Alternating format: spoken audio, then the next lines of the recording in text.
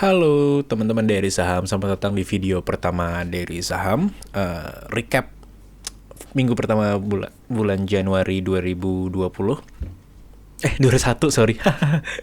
Oke, mungkin sebelum mulai gue jelasin sedikit kali ya backstory ya kenapa gue bikin channel dari saham ini. Jadi gue ini adalah seorang trader yang baru juga belajar saham dan trading saham baru 2 bulanan.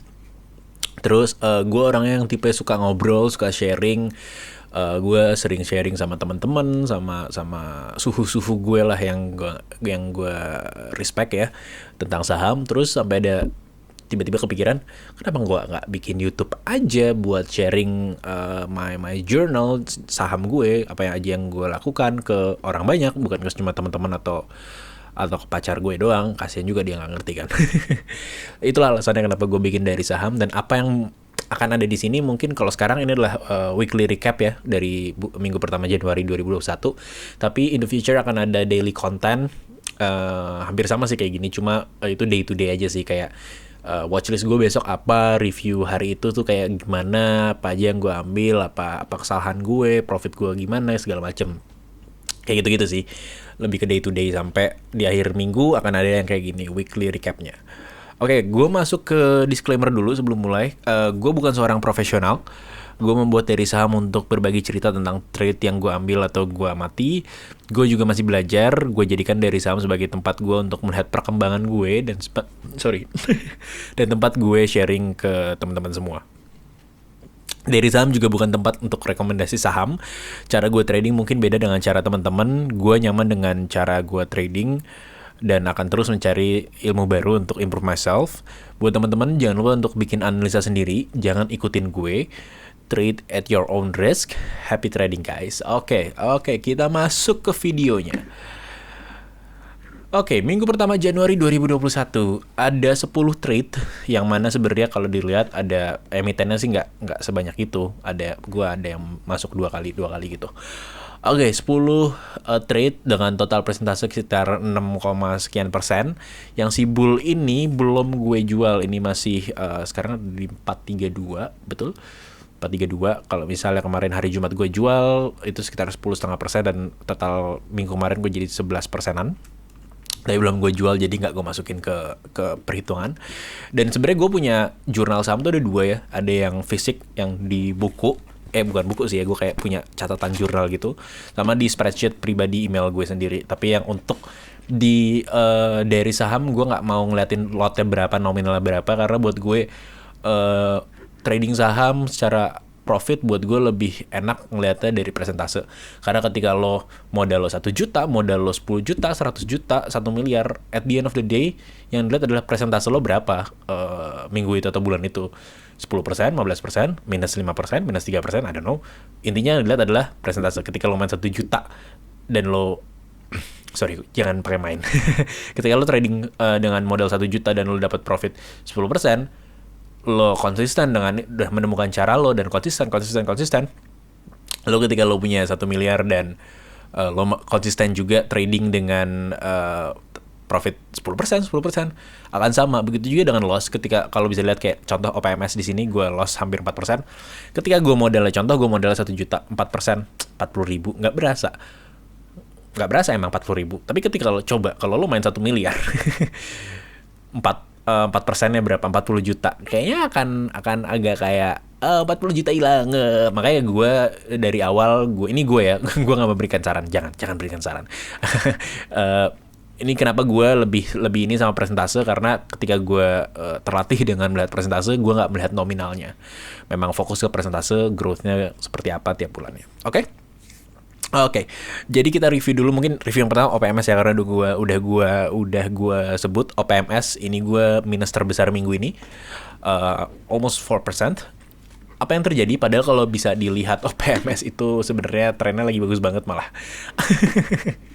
Oke, this is my mistake. Gue akan sharing. Gue masuk OPMS itu di tanggal 5 Januari. Saat itu gue ngeliat di 4 Januarinya udah naik 9%, dan di 5 Januari saat gue lihat tuh dia ada di sekitar sini deh kayaknya, 200-an. Terus akhir closing di 210 kan, di 16%.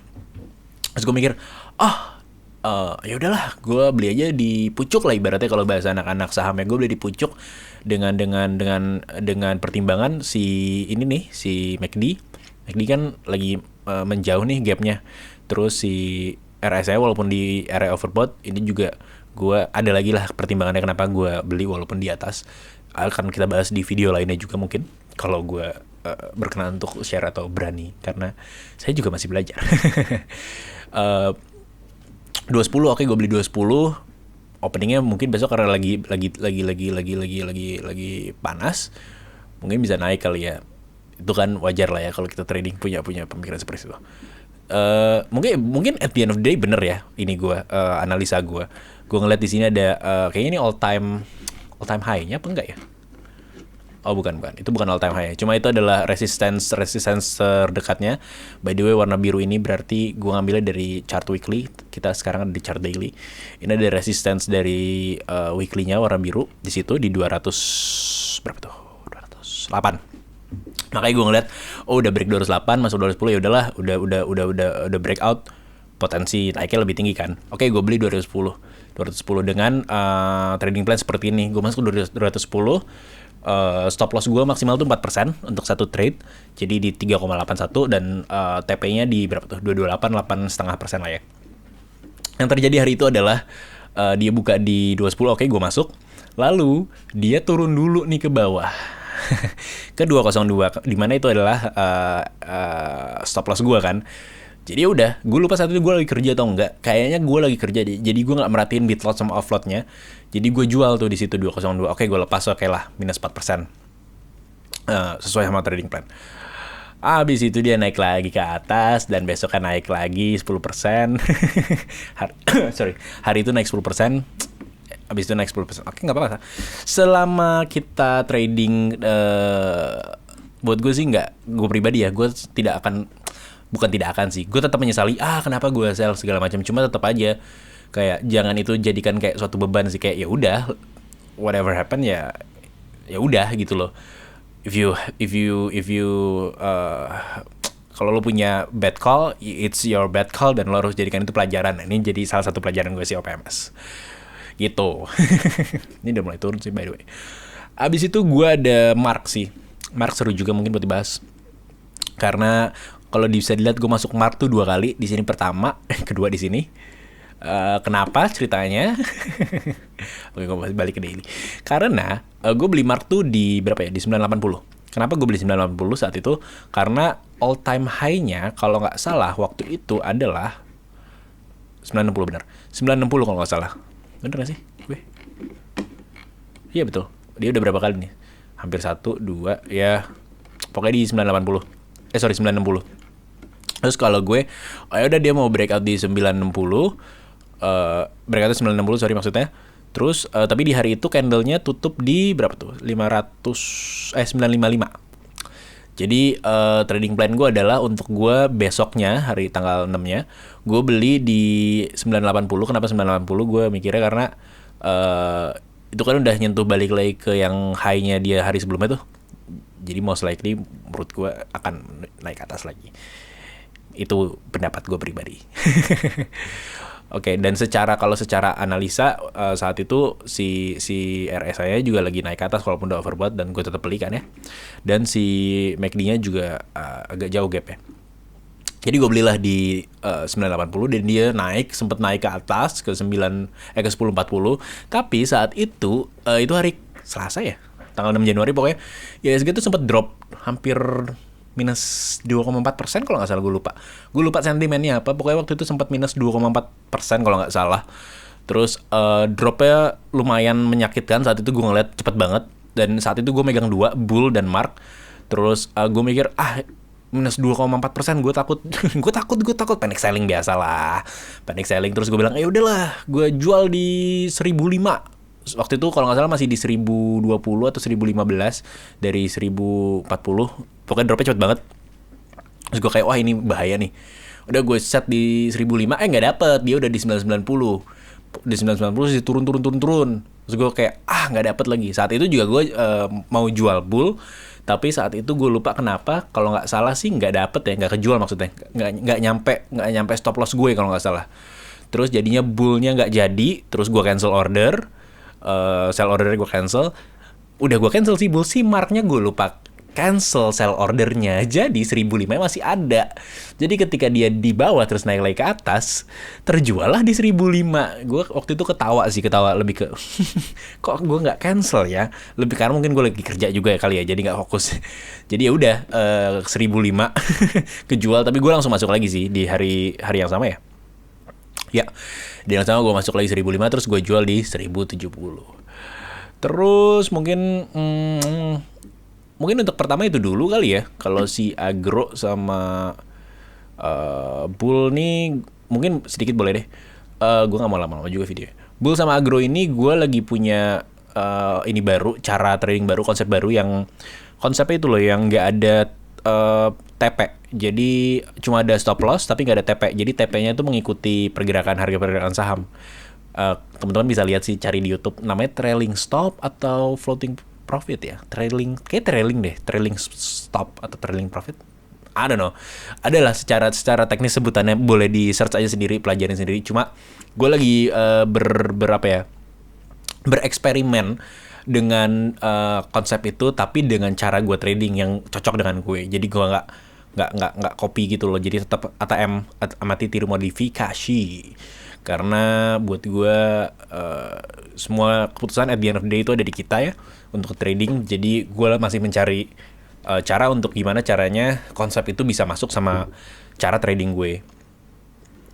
Makanya kalau bisa lihat si bull deh ya, gue beli 386 karena belum gue jual nih. Gue beli di 386 di sini, lalu sampai sekarang belum gue jual. Dia kemarin sempat ketahan di 440. We'll see hari Senin apakah dia akan naik atau akan reversal. Cuma kalau misalnya reversal pun gue akan stop loss di sekitar sini sih. Bukan stop loss sih, lebih ke jual, tapi tetap gue akan dapat profit karena gue beli di berapa? 386. Misalnya gue jual di 412 atau 418, gue masih 8%, 7%. Tapi kalau sekarang kan berapa tuh? 11%-an lah ya. Ya, kira-kira seperti itu sih kalau dari itu. Mungkin bahas sedikit dari minggu ini. Kira-kira apa yang bisa gue pelajarin? Mungkin yang bisa gue pelajarin dari minggu ini adalah ketika kayak OPMS gitu kali ya. Mungkin itu secara entry gue kurang tepat. Mungkin gue harusnya lebih ke 2 atau 3 tick di bawah lagi. Atau benar-benar mantau pasar banget untuk pas jam opening. Atau jam-jam awal. Untuk kayak gimana sih ini pergerakannya seperti apa. Bitlot offloadnya gimana sih pas nyampe stop loss gue, apakah cuma mampir doang atau memang ada indikasi kelihatan ya kalau dari bitlot atau offload ini harganya yang mana yang bid atau apa, pembeli atau penjual yang lebih banyak, yang lebih banyak kayak gitu kan kelihatannya. Mungkin lebih ke situ sih, sama apa ya, bentar gue lihat lagi.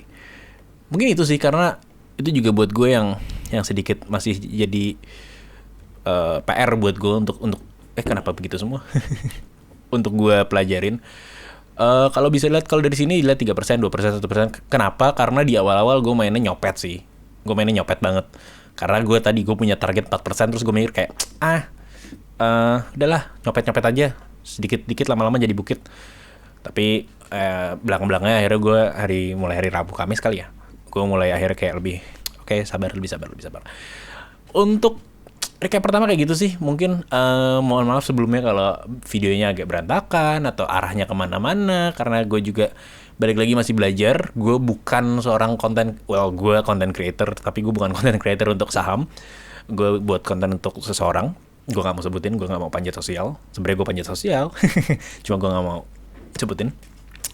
Untuk video pertama gitu aja sih kira-kira. Balik lagi, semua yang gue lakukan ini cara gue sharing cara gue. Jangan ikutin cara gue, lo harus cari cara lo trading sendiri. Maksudnya lo harus trial and error, terus yang mana yang nyaman buat lo. Kalau kayak gue gini mungkin gue gak berani rekomendasi untuk udah ikutin cara gue, enggak. Lo harus cari cara lo, tapi ini cara gue. Kalau ada yang bisa lo ambil dari cara gue, ambil positifnya. Kalau ada yang bisa lo ambil negatifnya, ambil negatifnya. Supaya lo tau, caranya dia yang begini nih, kurang bagus nih. Kayak gue gak boleh kayak gitu deh. Good. Kayaknya kalau yang cara dari saham begini, oke juga, well, tahan dulu, coba di research dulu dan konfirmasi dengan belajar dari video-video lain atau baca buku. Kayak gitu sih sebenarnya. Oke, kayaknya ini udah 15 menitan ya. Oke, dengan itu saya tutup video hari ini. Thank you guys for watching. Diary Saham signing out. Bye-bye. See you next time.